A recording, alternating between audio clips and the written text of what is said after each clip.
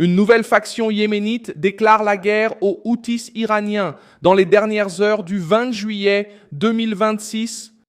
Ce groupe, qui se présente comme le mouvement Yémen libre, a annoncé une révolte armée contre les Houthis à l'intérieur de Sanaa, la capitale contrôlée par le groupe soutenu par l'Iran. 4 hommes apparaissent cagoulés devant un drapeau, exhibent des armes et lisent un communiqué accusant les Houthis de famine, de pillage, d'abus et de soumission au projet iranien. Au nom de Dieu, le miséricordieux, Allah a dit, si nous leur faisons goûter la douleur après la prospérité, ils diront que le mal est parti et ils seront exultants et arrogants. Ainsi, ils évitent des changements brusques pour sauver le peuple iranien opprimé, afin de ne pas être expulsés et éloignés des chiites husséinites iraniens. Par conséquent, la continuité du régime des ayatollahs sur les criminels d'Iran et sur les chiites husséinites iraniens est en faveur de la dignité et de la liberté du peuple iranien.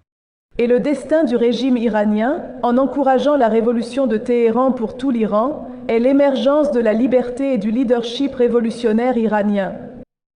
Et la continuité du régime des ayatollahs dans la répression des chiites husséinites iraniens est due à l'absence d'une loi permettant le début d'une révolution pour renforcer leur charia. L'annonce est explosive car elle vise les Houthis au moment où ils tentent d'étendre leur puissance au-delà du Yémen.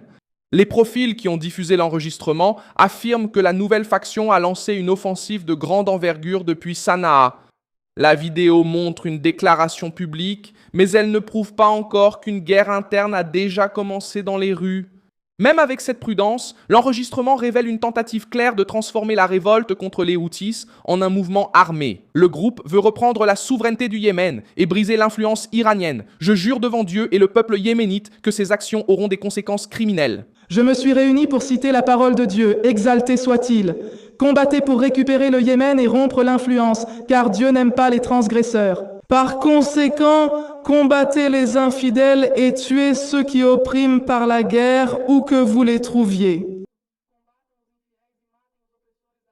Dieu a dit la vérité.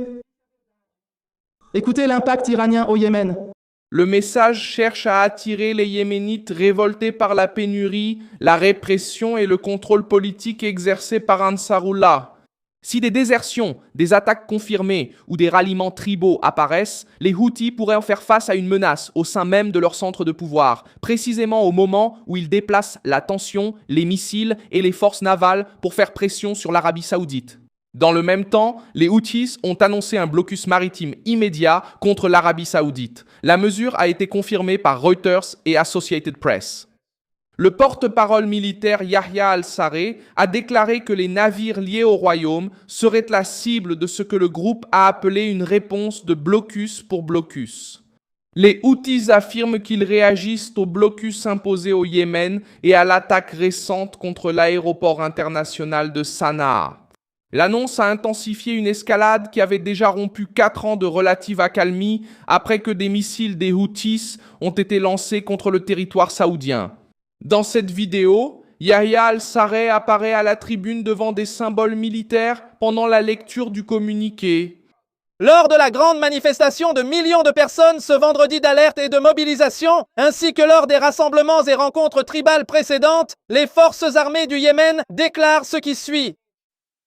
Premièrement, les forces armées du Yémen annoncent l'interdiction de la navigation maritime à l'ennemi saoudien criminel, conformément à la logique du blocus pour blocus. Et cela entrera en vigueur à partir du moment de l'annonce de ce communiqué. Deuxièmement, nous réaffirmons le droit de notre grand peuple de répondre au blocus par le blocus, à l'escalade totale par l'escalade totale et de consolider cette équation. Troisièmement, les forces armées du Yémen confirment leur entière préparation à toutes les options et que toute imprudence commise par l'ennemi saoudien insensé par le biais d'une escalade totale. Le discours tente de présenter le blocus comme une vengeance et une démonstration de force. En pratique, les Houthis menacent les navires entrant ou sortant des ports saoudiens par la mer Rouge, plaçant le détroit de Bab el-Mandeb au centre d'une crise brutale. La carte publiée par le profil Nexta montre pourquoi cette menace effraie le marché. Bab el-Mandeb relie le golfe d'Aden à la mer Rouge et au canal de Suez. Ce passage voit transiter environ 12% du commerce mondial et environ 25% du transport mondial de conteneurs.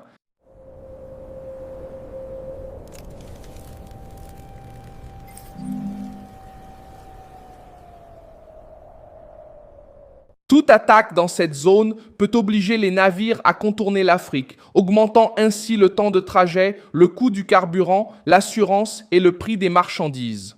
La pression devient encore plus forte parce que l'Arabie saoudite a commencé à utiliser intensivement le port de Yanbu en mer Rouge comme sortie alternative après les graves restrictions dans le détroit d'Ormuz. Plus de 70% des exportations habituelles de pétrole saoudien ont été détournées vers cette côte et les expéditions via Yanbu ont récemment atteint une moyenne de 4 millions de barils par jour. Le volume de produits dérivés du pétrole ayant traversé Bab el-Mandeb en juin a atteint 7,4 millions de barils par jour, soit près de 7% de la production mondiale. C'est là que le blocus des Houthis cesse d'être une simple menace pour Riyad et touche le portefeuille du monde entier. Le graphique publié par Mario Naufal a enregistré une forte reprise du pétrole juste après le communiqué. MarketWatch a également rapporté que l'interdiction annoncée par le groupe a fait remonter le prix du pétrole, même avec des nouvelles concernant une possible trêve de 10 jours entre les États-Unis et l'Iran. Le Brent a atteint 91,42 $ le baril avant de reculer, tandis que le pétrole américain a de nouveau réagi après être tombé sous la barre des 80 $. Leurs campagnes précédentes ont déjà forcé de grandes compagnies à abandonner la mer Rouge et à naviguer autour du continent africain. Le trafic par le canal de Suez a chuté de 52% en 2025 par rapport à 2023. Le profil Baïcha a diffusé un enregistrement audio attribué aux forces navales Houthis. Selon la publication, des opérateurs appelleraient les navires à destination de l'Arabie saoudite par radio VHF, ordonnant leur retour et menaçant d'une action militaire en cas de désobéissance. Cet enregistrement audio doit encore être vérifié indépendamment. Et la force navale vous appelle sur le canal 16. Conformément à la décision des forces armées du Yémen du 26 juillet 2020 interdisant les navires saoudiens en raison du blocus constant contre la nation yéménite, nous avertissons tous les navires ennemis saoudiens de changer de route vers une autre mer et vers le golfe d'Aden.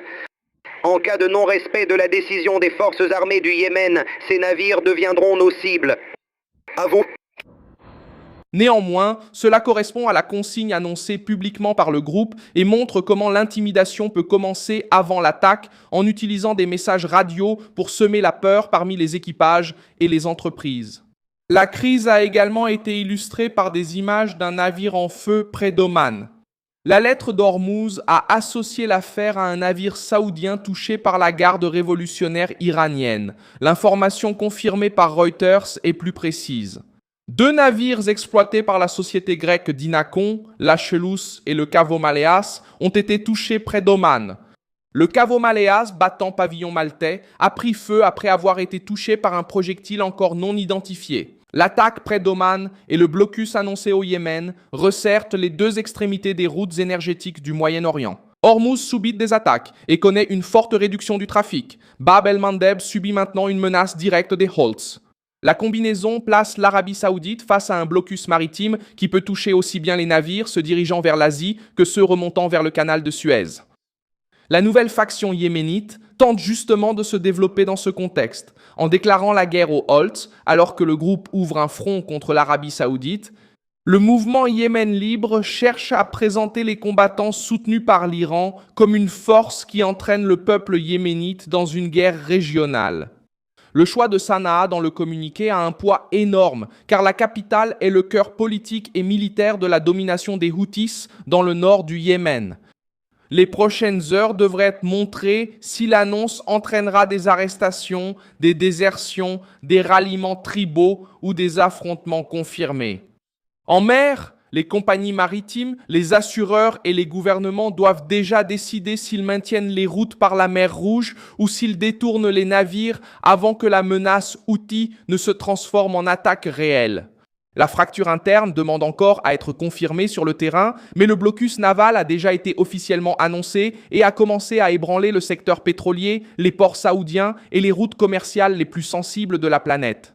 Merci beaucoup d'avoir regardé cette vidéo jusqu'à la fin. Soutenez notre projet et contribuez financièrement via la clé Pix qui apparaît à l'écran. Nous sommes une chaîne indépendante attachée à vous informer au plus près de la vérité. Votre contribution nous aide à tenir le coup. D'accord.